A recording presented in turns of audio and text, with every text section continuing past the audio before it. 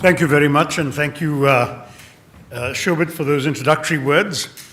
This was an initiative really of Shobit's, and I take very little credit. He approached me first with this idea, and I'm very pleased to say that the response was as good as it's turned out to be. There were half a dozen other young parliamentarians who simply wouldn't meet the deadline, and so we finally decided to leave them on the wayside. I hope when they see the quality of the contributions that did make it, that we might have them clamoring to be included in a second edition.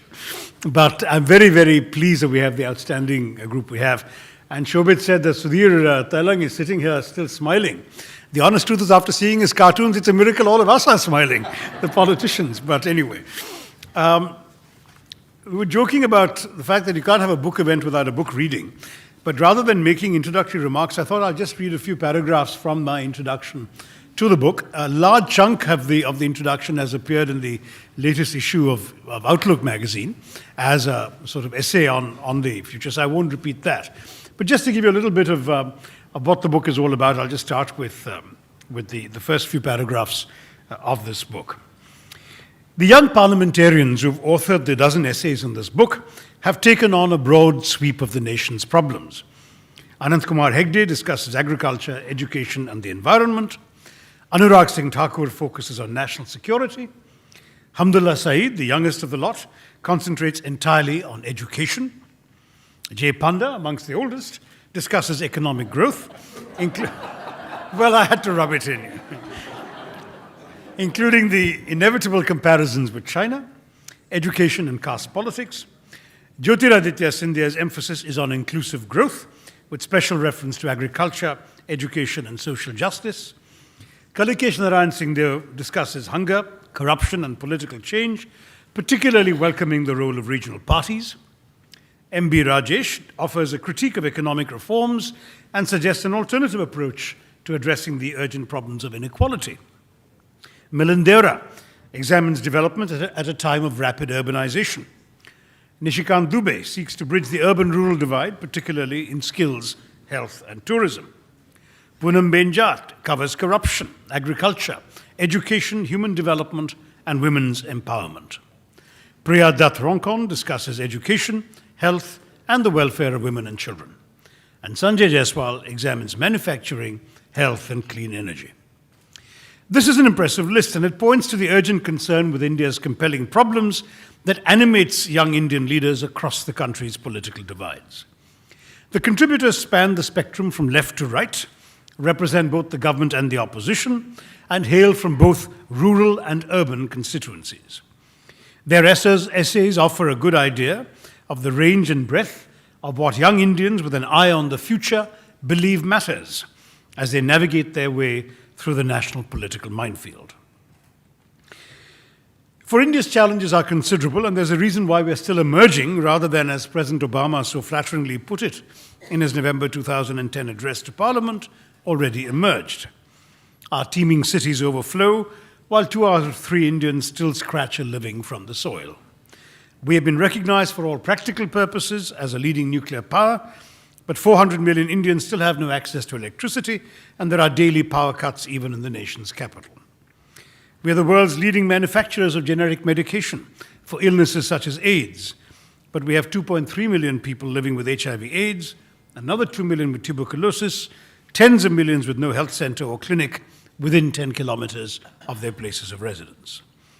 India holds both the world record for the number of cell phones sold and also for the number of farmer suicides, an estimated 15,000 per year, because when harvests fail, farmers are crushed by a crippling mountain of debt and feel the only way out is to take their own lives. I'm skipping a little bit, but you'll get the sense of the overall. Where do young political leaders in India fit into this uncertain world? India is a remarkably young country. The nation's average age is 28. Indeed, 66% of the population is under 35, which means that the young are already a majority in India. But they are not the ruling majority. According to The Economist, India holds the world record for the largest gap between the average age of the population, 28, and that of the cabinet, 65. The young are entering leadership positions, but still with diffidence, and they continue to be outnumbered by their seniors. And yet India's youth population could be an asset unlike any other. We have a great demographic advantage in 600 million young people under 25, which means we should have a dynamic, youthful and productive workforce for the next 40 years when the rest of the world is aging. But we also have 60 million child laborers, and 56% of the children in our government schools drop out by the 8th standard. We have trained world-class scientists and engineers, but 350 million of our compatriots are illiterate, and we also have more children who have not seen the inside of a school than any other country in the world does.